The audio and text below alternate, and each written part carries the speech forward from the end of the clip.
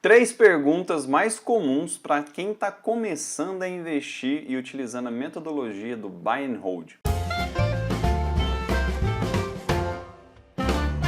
Fala pessoal, Daniel Freitas do canal Seu Investimento, tudo bem? Todo mundo aqui do canal sabe que eu utilizo o método de Buy and Hold, ou seja, eu vou comprar uma ação na renda variável e vou ficar com essa ação por muito tempo. Mas existem três perguntas que eu recebo muito e que são muito importantes a gente deixar bem claro como que funciona. Então nesse vídeo aqui a gente vai discutir essas três perguntas. Se você ainda não é inscrito no canal, se inscreva aqui no botão abaixo e deixe o seu like no final do vídeo se ele for relevante para você. Primeira pergunta que eu recebo é a questão de valorização de ação. Eu comprei uma ação e recente ela começou a valorizar, em questão de meses. Eu devo vender essa ação? Não. Com a metodologia do Buy and Hold, que é o investimento ao longo prazo, que é o pensamento no longo prazo, esse tipo de movimentação de curtíssimo prazo não nos interessa. Então a gente não vai vender essa ação no curto prazo. Esse ganho de capital, esse ganho de proventos que as ações podem e vão nos oferecer, ele tem de ser no longo prazo. Então, se uma ação está começando a ganhar valorização, está valorizando num curto prazo, e você acredita que vai vender e depois comprar na baixa para que você possa ganhar dinheiro, essa não é a ideia do Buy and Hold. A ideia do Buy and Hold é você comprar uma ação e deixar ela valorizar com o tempo, receber os seus proventos e assim por diante. Então, não caia nessa de comprar uma ação e vender pouco tempo depois só porque ela valorizou. Essa não faz parte da metodologia do Buy and Hold. Essa é muito interessante, eu já fiz até um vídeo falando sobre ela, eu vou deixar aqui no card também. É quantas ações eu devo ter na minha carteira de investimentos.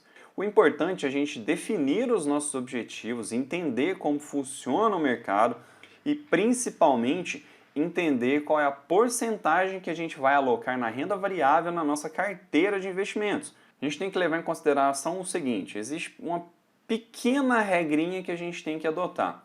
Ou seja, quanto menor a nossa porcentagem de renda variável na nossa carteira de investimentos, menor tem que ser a quantidade de ações. E quanto maior a nossa porcentagem da carteira de investimentos, maior tem que ser a nossa quantidade de ações. Suponhamos, tem uma quantidade baixa de investimento em renda variável na minha carteira. Então eu tenho que ter poucas ações. Mas em contrapartida, eu tenho uma porcentagem muito grande na minha carteira de investimentos, mais de 50%, por exemplo.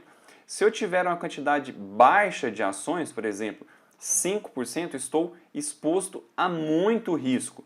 Ou seja, quanto maior a porcentagem da minha carteira de investimentos em renda variável, maior também tem que ser a quantidade de ações.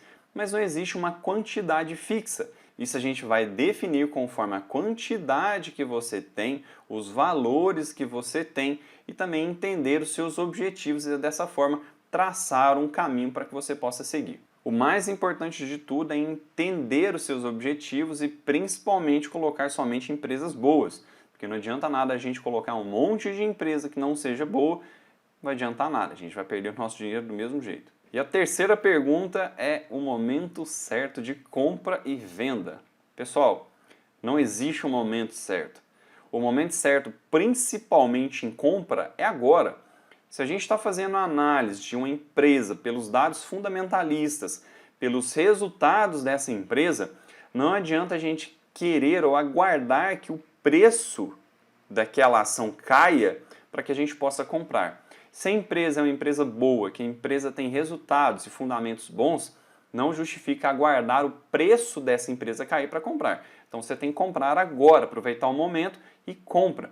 O melhor momento para comprar uma ação é agora. É claro que depende da empresa, se é uma empresa boa e que vai ter futuro, que vai ter crescimento. E tem uma pergunta extra, essa aqui eu não coloquei não, resolvi colocar agora, que é vender a ação em momentos de queda?